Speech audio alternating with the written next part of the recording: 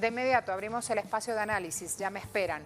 Alessia Di Candito, periodista y analista. Bienvenida, buen día. Buen día. Algo importante, Alessia, para mencionar, abriendo ya el debate, justamente la postura de nuestros gobernantes a la hora de asegurar estado de bienestar. Y cómo de un rato para el otro todos empezamos a hablar nuevamente del rol del Estado a la hora de protegernos. Claro. O sea, Italia está pagando un precio muy alto porque durante años y años se ha destrozado el sistema de salud pública para transformarlo en un asunto privado, en un business privado. Y esos son los resultados. No se hizo prevención, no se hace prevención. Ahora está en Lombardía y muy pronto en Emilia-Romagna, en el norte de Italia, donde quedan la mayoría de las fábricas que siguen trabajando, y esto es un gran problema, porque hay concentración de trabajadores en esos sitios. El contagio no se consigue contener y no hay hospitales y los sanitarios se están enfermando, y esto es el problema.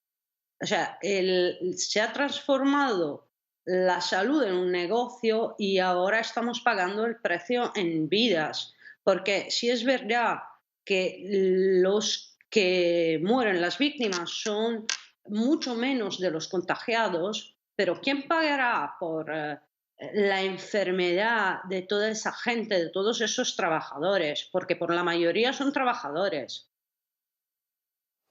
Y ahí viene justamente la gran preocupación hoy por hoy, tener abastecimiento, camas disponibles para poder hacer frente a esta pandemia. Exactamente. Aquí en el norte se están montando hospitales de campo gracias al aporte también de China y de lo que está llegando de Rusia. Y sin la ayuda de los médicos que están llegando de Cuba, de Venezuela y de las otras partes del mundo, el sistema no va a alcanzar. O sea, no se podrán curar los enfermos. Ahora, por favor, te pido postales, relatos, testimonios, ese día a día que me estás describiendo y con esta preocupación a la que estamos refiriéndonos cuando hablamos de nuestros sistemas hospitalarios. Alessia. Pues yo creo que la imagen que más hace entender la situación en Italia son los camiones militares que se llevan los ataúdes de Bérgamo, porque ya no alcanzan los sitios en el cementerio. Esta es la situación. Otra imagen es la de los médicos que llevan 20 horas trabajando y no aguantan. Y no aguantan, porque ellos también son enfermos. O sea, hay unos números que creo que hay que tener en cuenta. Hoy el Ministerio de Salud Pública dijo que hay más de 5.000 enfermos, 5.000 contagios entre trabajadores de salud. Eso quiere decir que ya no habrá tropas para combatir. Y eso es porque no se está haciendo, no se hizo y no se planea por el momento prevención. No se están defendiendo ni los médicos. Y esta es la situación en Italia. Cuando me estás diciendo no se están defendiendo ni los médicos, te pido que me amplíes. Ya el número habla de que el 20% del personal sanitario de la nómina total ha sufrido afectaciones o está contagiado directamente. Sí, es verdad, porque si tú obligas a los médicos a trabajar 20 horas seguidas porque no tienes médicos bastantes, es que los estás exponiendo a riesgo. Si no tienen máscaras de protección, si trabajan sin haber la posibilidad de saber si están contagiados o no están contagiados, porque no se hacen pruebas, porque no los puedes sustituir. Tú los estás condenando.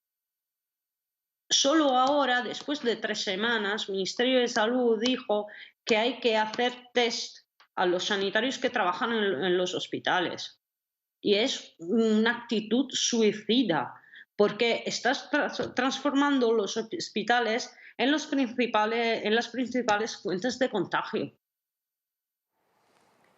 Mientras tanto, vemos que hay una campaña, el derecho a decir adiós, y entendemos mucho más luego de lo que nos vas contando y describiendo, Alesia. ¿Conoces algo de esta situación? ¿Cómo se está tratando o abordando esta campaña italiana? Pues yo entiendo el dolor de la gente que quiere decirle adiós a los suyos, pero sería un problema más, sería una fuente de contagio más. Eh, no es una prioridad en este momento. Es increíblemente, es horrible, es inhumano, pero abrir los cementerios, darle la posibilidad a gente a lo mejor sana de acercarse a alguien que se ha muerto por COVID sería un riesgo demasiado grande, yo creo. El periódico italiano Il Giornale, y como ya mismo en esta constatación tan rápido me va a llevar algunos minutos ir a la fuente exacta y ver la traducción, prefiero decir, habría publicado un artículo durísimo hoy donde se indica ver a los pacientes morir solos, escucharlos mientras te ruegan que les digas adiós a sus hijos y nietos, también habla de esta idea y lo muestran quienes están a favor de esta campaña, el derecho a decir adiós. El tema es que los médicos en este mismo artículo indican la sala de emergencia se está derrumbando, con lo cual, Alesia, también entendemos tu postura. Y vamos conociendo mucho más de lo que está pasando en Italia y quiero preguntarte también ahora sobre las visiones políticas para hacer frente a esto, porque las decisiones sanitarias se toman una vez que los presupuestos alcanzan o no. Y también allí Italia ha tenido una historia de desencuentros desde las filas de los distintos partidos políticos a la hora de tomar decisiones a favor de un presupuesto de sanidad pública. Así que sobre este punto también quiero pedirte un poco más de información. Por favor, Alesia. Pues sí, yo empezaría de la denuncia del Giornale. El Giornale tiene una actitud muy hipócrita. Es un periódico de la derecha que ha sido bandera de la derecha desde el cual siempre se ha luchado por un sistema de salud privada. Entonces, que ahora hagan campañas para el derecho de decirle adiós me parece un poco hipócrita, muy hipócrita en realidad. Lo de la sí, los hospitales sí, se están derrumbando. En el norte ya no hay sitios. Están los gobernadores que no pasa día sin que digan no aguantamos más. No, y eso significa no solo que se muere de COVID, se muere de otras enfermedades que siguen existiendo. Y ya no hay gente para atender a los enfermos. Es un sistema que se está derrumbando todo. La política, pues, ¿dónde está? Los partidos se han desaparecido. Por ahora tenemos un gobierno que más o menos sigue las indicaciones del Instituto Superior de Sanidad y del OMS, pero ya el Parlamento no se reúne, los consejos regionales, que son las autoridades que reglan las actividades en los diferentes departamentos del país, no se reúnen, ya no hay política. Sobre el presupuesto, sí, sobre el presupuesto, pues el gobierno hizo un decreto que va a ser, dicen, el primero de una serie de medidas, pero toda una serie de categorías que serán las más afectadas, que son los trabajadores informales, los trabajadores sin contratos, la gente que ya no tiene algún tipo de defensa y de protección, ha sido totalmente olvidada. Ya vamos a ver lo que quedará de este país cuando termine la epidemia, cuando termine la emergencia. De hecho, En este momento, las que están más tuteladas siguen siendo las empresas privadas, a las que, repito, que es muy grave y es la cosa más grave, se le está permitiendo de seguir produciendo y de seguir abierta.